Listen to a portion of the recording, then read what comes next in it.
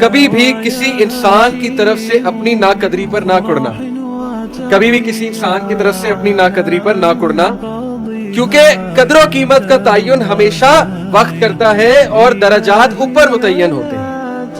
یہ بات یاد ہے، درجات اوپر متعین ہوتے ہیں۔ اگر انسانی رویوں میں الجھو گے تو زندگی بھر الجھ کر رہ جاؤ۔ بس عیب اور غیب کے جاننے والے کے ساتھ اپنے معاملات سلجھائے رکھو، ساری الجھنے اور مسائل دور ہو۔ کیا بات ہے، لوگوں کے رویوں میں مت الجھیں، اللہ پہ توکل، اس کے ساتھ معاملات سلجھائیں، یقین کریں اس کے ساتھ معاملات سلجھائیں۔ ایک شخص امام غزالی کے پاس آیا، اس نے کہا جی مجھے یہ مسئلہ ہے۔ انہوں نے کہا استغفار کر۔ بڑا حیران ہوا، کہتا ہے میں آپ کو مسئلہ بتا رہا ہوں، آپ کہہ رہے استغفار، کہتے استغفار کر۔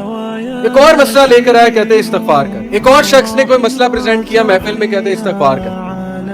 تو بعد میں ایک ان کے دوست سے پوچھا کہ ہر بندے کو استغفار، اس کا مسئلہ اور ہے، اس کا مسئلہ اور ہے، اس کا مسئلہ اور ہے۔ کہتے تم نے سورہ نوح نہیں پڑھی؟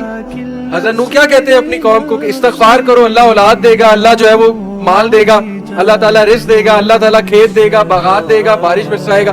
ہر مسئلے کا حل تو استغفار ہے۔ تو میں نے سب کو استغفار کہا، تو اس لیے استغفار، اللہ کے ساتھ معاملہ۔ لوگ دکھ دیں گے آپ کو، ہمارے نبی سے زیادہ دکھ کس کو دیا ہے لوگوں نے؟ جب نبی کو لوگ دکھ دے سکتے ہیں تو ہم کون ہیں؟ جب بہترین انسان کو، سچے ترین انسان کو دکھ دیا جا سکتا ہے تو ہماری کیا اوقات ہے؟